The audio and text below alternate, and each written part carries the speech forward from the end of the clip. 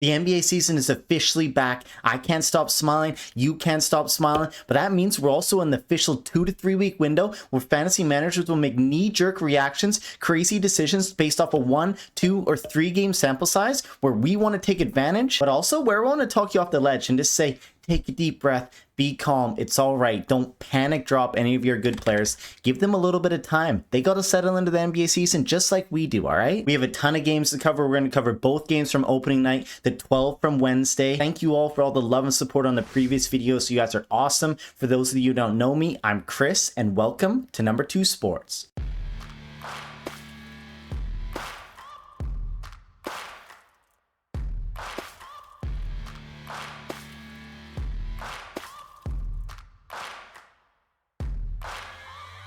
So for the first game of the night, we had Houston versus OKC, with OKC squeaking out a double overtime victory, 125 to 124. Now on the Houston side of things, I was super curious what Houston was going to look like and how the point guard situation was going to unfold in game one. With no Freddie Flatfoot, Amen Thompson brought the ball up a lot and seemed to initiate a ton of the offense. He just looks so much stronger, so much quicker. He looks insane driving to the rim. He absolutely bullied Chet Holmgren on multiple occasions last night. He looks great, and he also let it fly from 3. Even though he did go 0 from 7, I wouldn't worry about it at all. He's going to improve in that regard. It was just game 1. I'd be stoked going forward even if he just attempts 4 or 5 from beyond the 3-point line, because that'll help his game so much more if he can just knock down a couple threes per night. And people got to be stoked who snagged them in the second round after that first game of the year. The line of the night came from Sengun, though, posting an absolutely fat box score of 39 points, 11 rebounds, 7 assists, 2 steals, 1 block, 5 of 8 from beyond the 3-point line, while shooting 50% from the floor. He also knocked down 10 of 11 free throws as well. Sengun went 5 of 8 from deep, which was just absurd considering he only attempted 1.2 threes per game last season. He's obviously not going to do that on a nightly basis going forward, but it's so nice to see that there's potentially some real big improvement for his 3-point stroke. And if he can just hit 1 or 2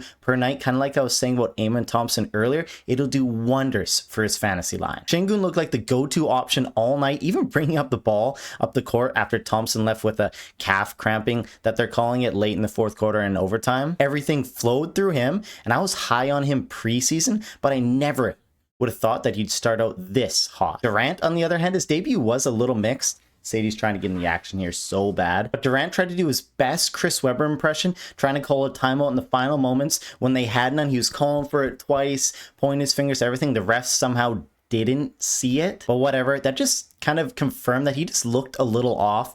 So crazy to see a player of that caliber just have an absolute brain fart like that. Regardless though, I have absolutely zero concern with Durant. That's one of the tougher defenses, one of the tougher matchups that he'll face all year, and he still did decent against a suffocating OKC D, giving you a 23-9-3 on 56% shooting, and the counting stats will come, everybody. Don't panic over Durant at all. There's lots of people talk about Houston because there's so much unknown going into the season. These won't be in depth for every game in the rest of this video going forward, but we'll continue with Reed Shepherd. And honestly, I wasn't impressed with Shepherd at all. The moment looked a little bit too big for him. He looked really overwhelmed at times. He had a bunch of bad turnovers. I wouldn't panic drop him by any means. I still think he's going to be relevant in this offense. I want to see how the rotations look going forward when they don't go ultra jumbo big lineup like they did last night against OKC. So again, don't drop him, but it's something to watch. Definitely see how he settles in, see what his role in the offense is going to be, and we'll go from there. And then the last guy we're going to talk about on this Houston team was Tari Eason.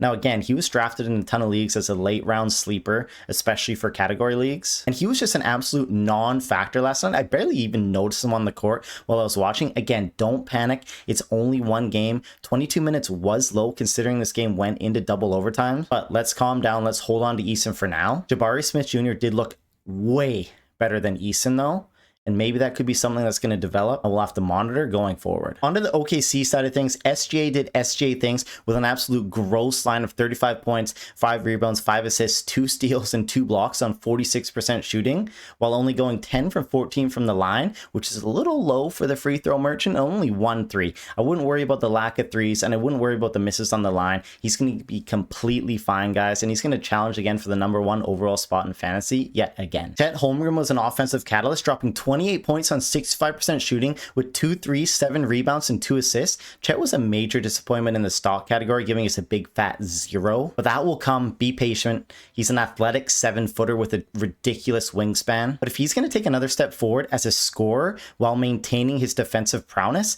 I will be sad I didn't get more Chet Holmgren stocks in drafts this year. And the last guy for OKC that I can talk about here is Cason Wallace. Now, he was either the stream or pickup of the night if you went undrafted in leagues, going 14.7 rebounds, 5 assists with 4 steals and 50% from the floor, playing 42 minutes. I saw this coming with no J-Dub. There's going to be a lot of minutes available in that starting 5 with OKC, and he's going to absolutely eat until Williams returns and is healthy enough to play. Wallace was all over the place, but I wouldn't really overreact to this line until we see what OKC looks at full strength. It's awesome value to begin out the year and really help our teams in the first couple weeks of the season. Even when J-Dub gets back, I still think he'll be pretty useful for people searching steals because I think he's going to be a menace on that end all season long. On to the next game here, we're going Golden State Warriors versus Los Angeles Lakers, with Golden State taking it 119 to 109. Now on the Warriors end, Curry had a quieter night than usual, and if we think a quieter night for Steph Curry is going to be 23 points, 1 rebound, 4 assists, 3 steals, 1 block with 3 made threes on 43% from the floor, we're going to be just fine here, boys. Honestly, it's insane to watch teams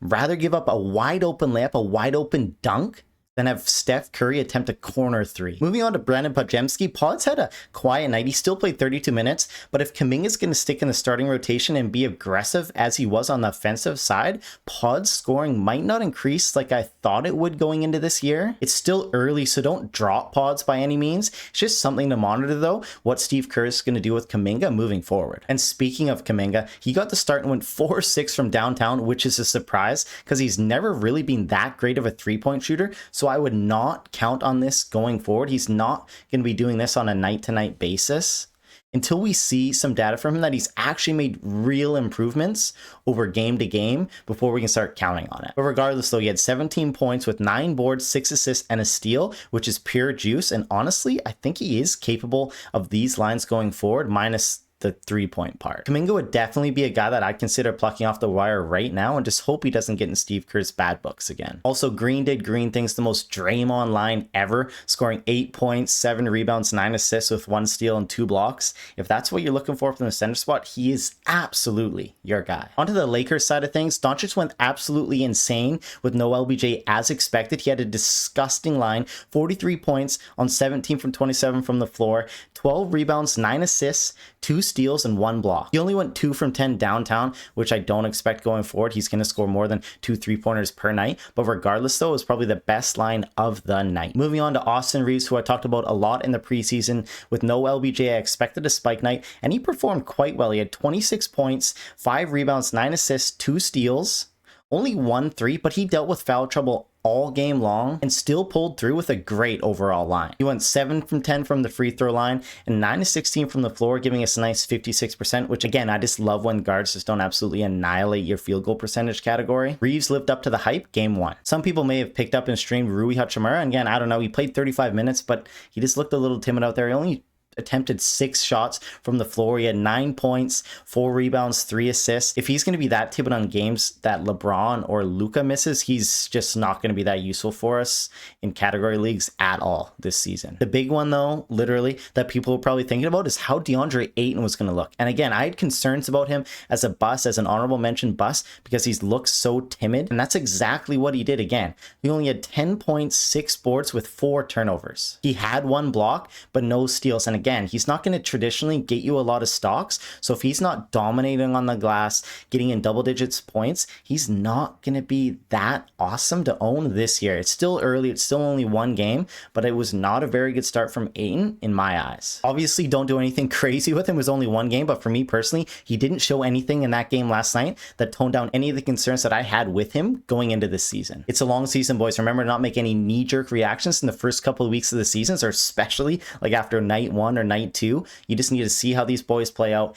give it time, let the rotation settle, new teams coming together, new coaches, everything. And this applies for the opposite too. You got to be on the hunt for managers that are going to make these overreactions, make these terrible drops in the first couple weeks, and make sure you keep your eye on that wire and see if any of these top players or highly drafted players get on there, and you make sure you go get them. Because again, it's a long season. Don't panic over a couple or a few bad games to start the year. Don't be that guy, man. Okay, so moving on to the Hornets versus Nets game, where the Hornets sneaked out a win. Not really sneaked out a win, but won 136 to 117 in Charlotte. Now, the Hornets had a franchise record 9 players finish in double digits in scoring, including both rookies Kneppel and Kalkbrenner, while combining to make their first 8 shots from the field. So a great debut for both those guys. The minutes were spread out pretty evenly, with Ball the highest at 33 minutes, and he had a solid night shooting. Nice to see him hover around the 50% from the floor, because there are games where he's just going to absolutely be atrocious, shooting like 20-25%. But that's just what you're going to have to deal with when you have a player like Ball and the stat lines that he's going to give you throughout the year. The more W's that the Hornets rack up, the more likely that the Melo will play through minor injuries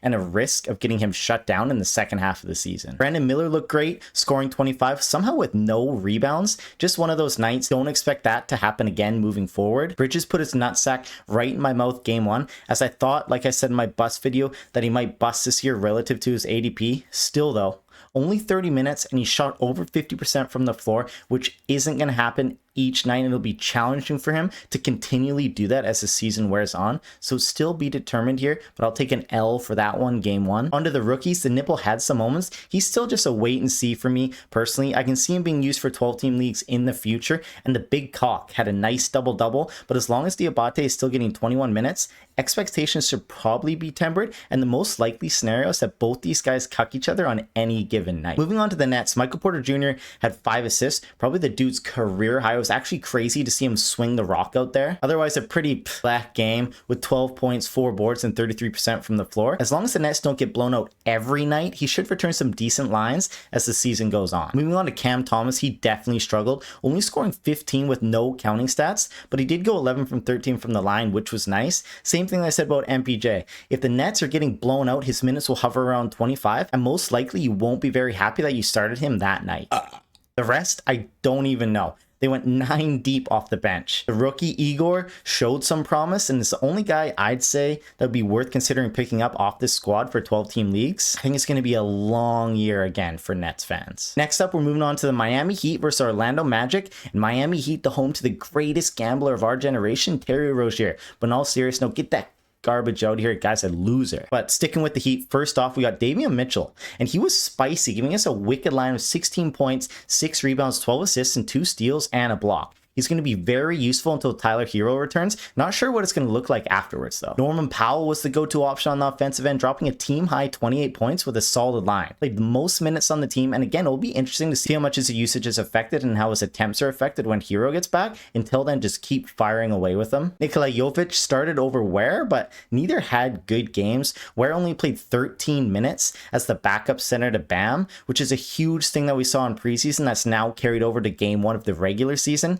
He'll be impossible to hold on to if this doesn't change soon, but don't panic drop yet. Onto the Magic side of the things, Desmond Bane did have a nice debut, scoring 23 with 3 threes, hitting his first 2 threes of the game. The counting stats were lacking, something I was concerned about with this new team compared to Memphis, but I will be wrong about Bane if the shot distribution of the top 3 with Paulo and Franz is evenly distributed like it was in game 1. I am very intrigued to see how it shapes up moving forward. Jalen Suggs also started. He only played 16 minutes because he was very limited, but he had a very solid return in that limited action. I grabbed him in a few drafts later on, and he made some real key defensive plays late to help secure the dub for Orlando. The next game, we had the Cleveland Cavaliers versus the New York Knicks, with the New York Knicks taking 119 to 111 victory. So starting off with the Knicks, with this being a potentially Eastern Conference final matchup, even though both teams were missing a bunch of key starters, and Mike Brown took his first victory as the Knicks head coach home, and I want to see if he rode his guys as hard as Thibs rides his guys in the last few years and had been doing in years past. The answer is was not really.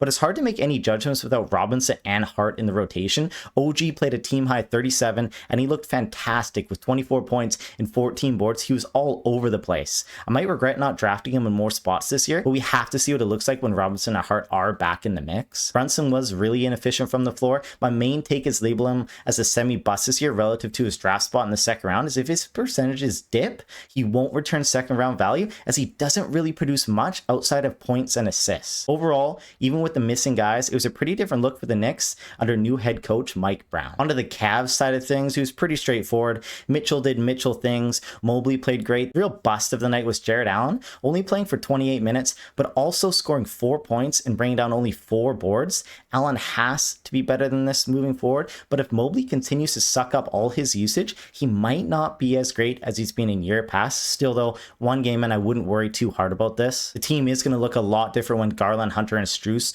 all return and all get back on the court. Next up, we had Philly versus Boston, with Philly sneaking out a late game win, 117 to 116. So keep it on the Philly side. VJ who? Oh my god. Edgecombe scored the most points, 34, in an NBA debut since Big Will, way back in 1959. So yeah, let that soak in for a second. Because of that scoring performance, I'll let it slide that he missed 2 key free throws with 9 seconds left, really permitting Boston to take away a dub late in that game, but it didn't happen, so he's off the hook. I don't think VJ's usage will be this crazy going forward. He attempted 26 shots, but my god, I guess he has the green light. This might end up as his best game of the year. 42 minutes, no George, and practically no Embiid, really. Regardless though, if he's floating around there, you add him right now. Speaking of Embiid, the guy looked like he was playing without 2 kneecaps, not really even attempting to jump or shoot at all. Just a terrible, terrible game any way you look at it. The only positive was that he made it out healthy. I can't believe it. I don't want to believe it that he just can't be this bad moving forward. We can't forget that Embiid really hasn't played ball the last few years. To shake off the rust, big fella. I saw some people rolling with Kelly Oubre Jr. He did play 33 minutes, but on nights that Embiid and George aren't playing, if VJ is going to shoot 20 plus shots, there really won't be much cake left for Oubre Jr. to eat, evidenced by his 6 shot attempts last night. Barlow also returned a nice line too, but the same thing. When Embiid ramps up and George returns, there just won't be much of the pie left to go around. And lastly, Maxey was prime Maxey, spearheaded the offense all night. Such a fun, explosive player to watch. 7 from 3 from deep is nasty work. Onto the Boston Celtics side of things, the Boston side was pretty straightforward. All the guys that we thought put in work did. Some poor shooting nights from White and Pritchard, but they'll be fine. Queta got the start and put up 17 points with 8 boards. No stocks though, which sucks. We'll want to see him play more than 25 minutes going forward for consistent production, but he is most certainly a hold. Sam Hauser was nothing special at all. 8 points, 2 boards, 2 threes. Only really worth chasing in category leagues if you're desperate for 3-pointers. If not, you can see you later. On to the next game, the Toronto Raptors winning 138 to 118 against the Atlanta Hawks. Staying on the Toronto side, the Raptors had 7 players score in double digits, led by the Canadian RJ Barrett, who also whipped his nuts out, put him right on my forehead for game 1 for considering him a bust. He will not shoot 9 from 12, 75% from the floor going forward, but he was aggressive.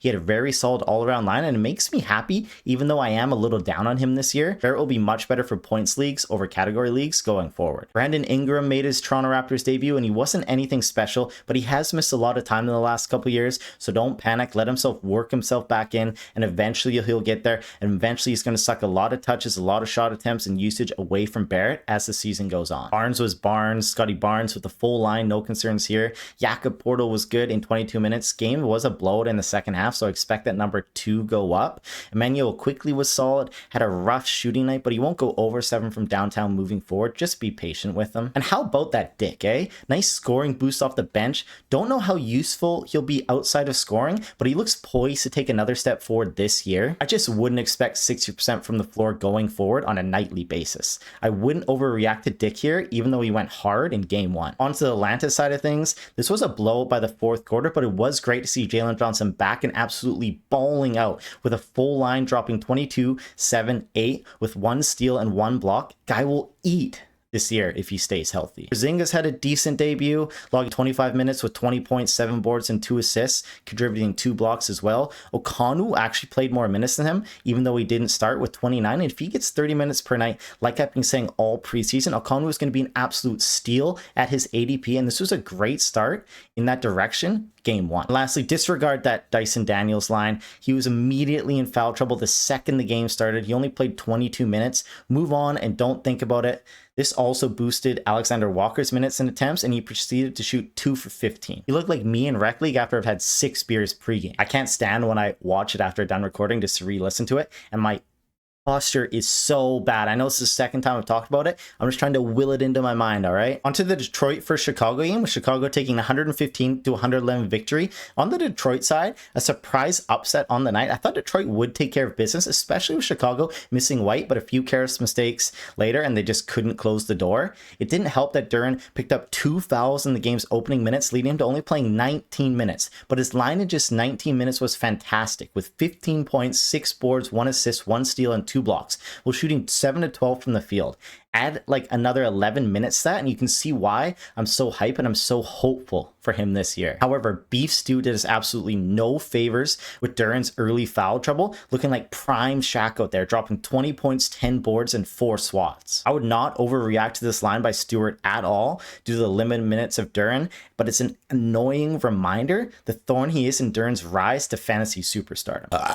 Cade was great, almost had a triple-double, struggled from the field, but he's really trying to will this Pistons team to a W last night, and that should improve as the season goes on. No worries here. Asar Thompson had a poor man's triple-double, though, dropping 11 points, 9 boards, 7 assists, and 1 steal and 1 block. Great start to the season, logging 33 minutes in action. If he continues to get close to 35 minutes per night, fantasy managers who are reaching for in the 5th round are going to look like geniuses. I am so bullish on him. Bailey thinks I'm legit switching teams here. Keep an eye on Holland, everyone. One eye open. The Chicago side, Vucevic turned back the clock, pumping the Pistons with the 28-14 2-line on 11 from 18 from the floor and 4 from 6 from deep. He looked fantastic, and if he doesn't get traded and stays healthy, it looks like he's going to eat yet again for another year on the Chicago Bulls team. Usage will dip when Kobe White gets back, though, regardless, so what a great start for Vucevic owners. Uzelis was strong in the opener, an efficient scorer, 21 points on 7 for 12, 6 boards, and 3 blocks. Guy's a freak. Looks like he's ready to continue his ascension in the NBA, and I am very bullish on him. Trey Jones was a great injury replacement for White and needs to be played everywhere until White returns. High assists, steals, and solid field goal percentage guy. And lastly, Giddey will be fine. He just took some very poor shots last night. He's going to stop the stat sheet all season long. Next up, we have the New Orleans Pelicans versus the Memphis Grizzlies, with Memphis taking a 128 to 122 victory. On the Memphis side, Memphis really took this game over in the 3rd quarter of the 27-6 run, and rookie Cedric Coward hit all 5 of his shots and was a perfect 4 from 4 from the free throw line, becoming the first rookie since 2006 with at least 10 points and a perfect night shooting since Thabo Sefolosha. Yeah.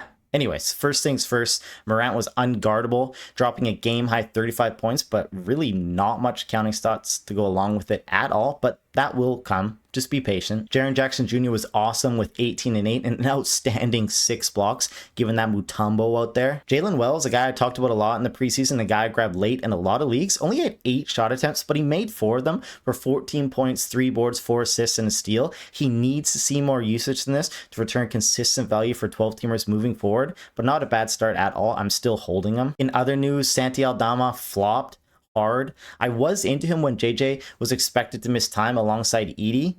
You can hold, but I won't judge you either way. Onto the New Orleans side of things, Skinny Zion looked quick. 5 steals was sexy, should be in for a massive year if he stays healthy. And how about Herbie Jones, baby? Love this guy. 17 points, 9 boards, 3 assists, 3 steals and a block, and 3 for 5 from deep. Something I mentioned that if he makes stride in his 3-point stroke this year, especially his corner 3, it's going to do absolute wonders for his fantasy game, and the one game that we just saw just showed that. This guy shouldn't be on wires anywhere right now. Yves Missy got hurt, which sucks. You can hold him till you see how bad it is. And Jordan Poole gave us 17 empty points on poor shooting.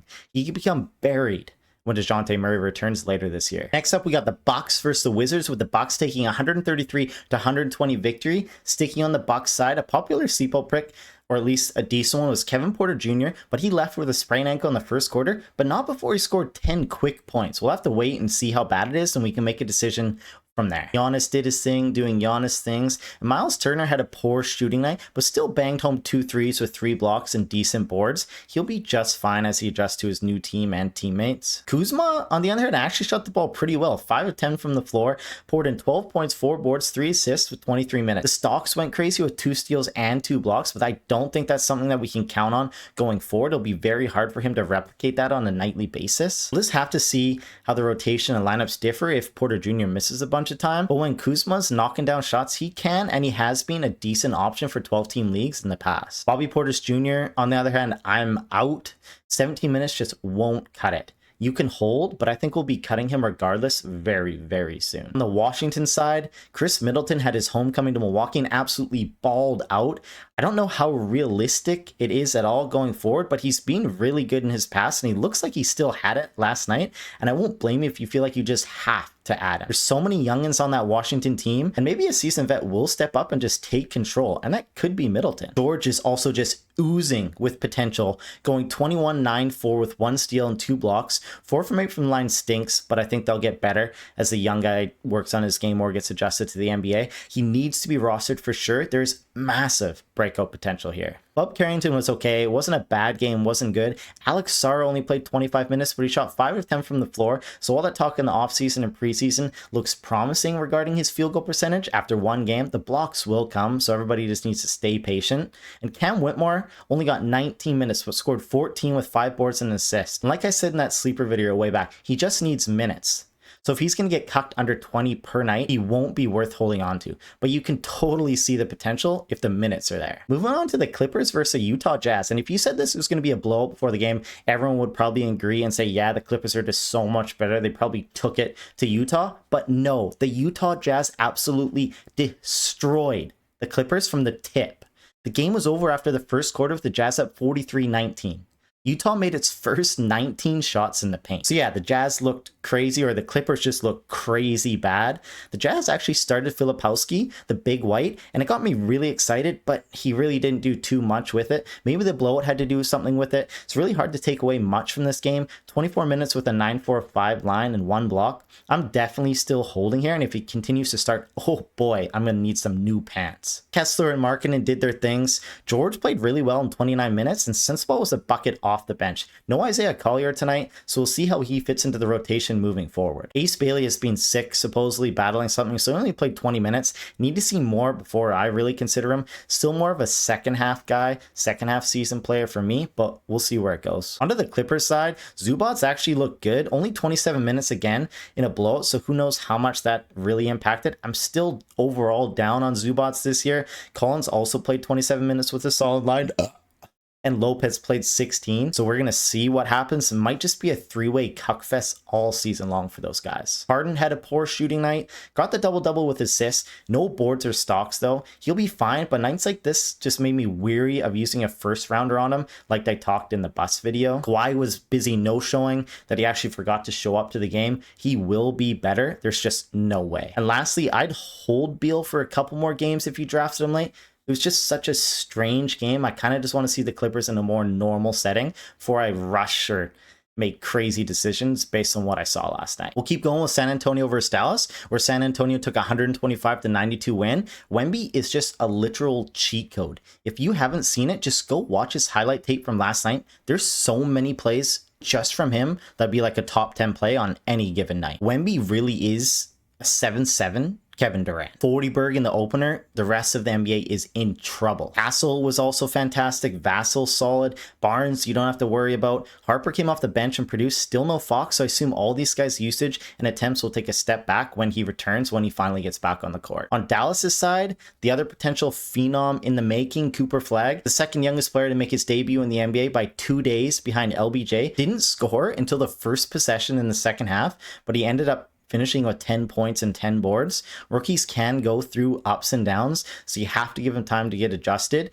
Flagg will go through shooting struggles though, but don't worry too much. He'll be fine at the end of the day. We all know AD is AD when he's healthy. Lively got whammied into foul trouble early, so this line's hard to really look at. Clay is washed, and I really think D'Angelo is too. 15 minutes, 1 of 6 from the floor. Ugly start. I wouldn't be mad if I didn't get PG off the wire, but you do you. He probably is a top 100 player. Next up, we have the Kings versus the Suns, with the Suns taking 120 to 116 victory, and it was another head coach debut that came away victorious with Jordan Ott and the Phoenix Suns, who somehow overcame a 20-point deficit to beat the Sacramento Kings, but they did it, so props to them.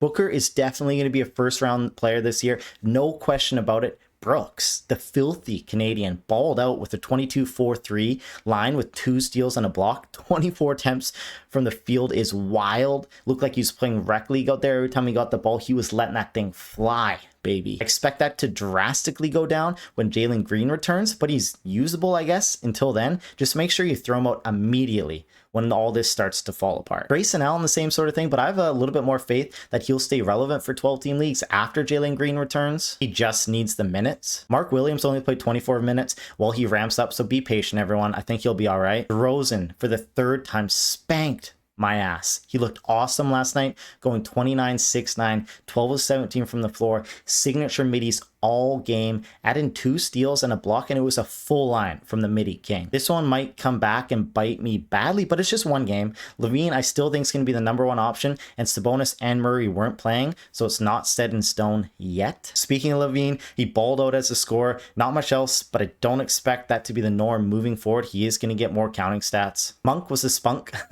Monk was a spark off the bench. Need to see what his team looks like with Sabonis. Schrader was okay, but probably an okay stream, I guess, on most nights, but season long, nah, especially for 9cat.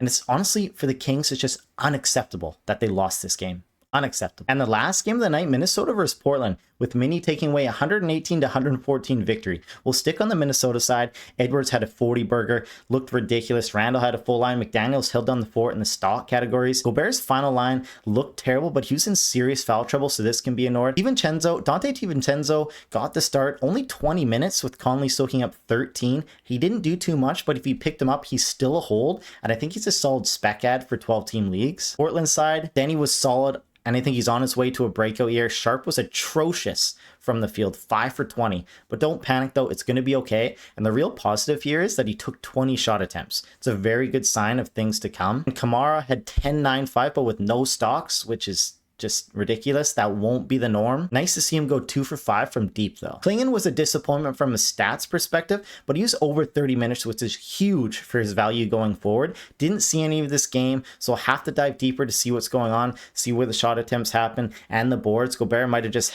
been a bad matchup for him, and this is just a one-off.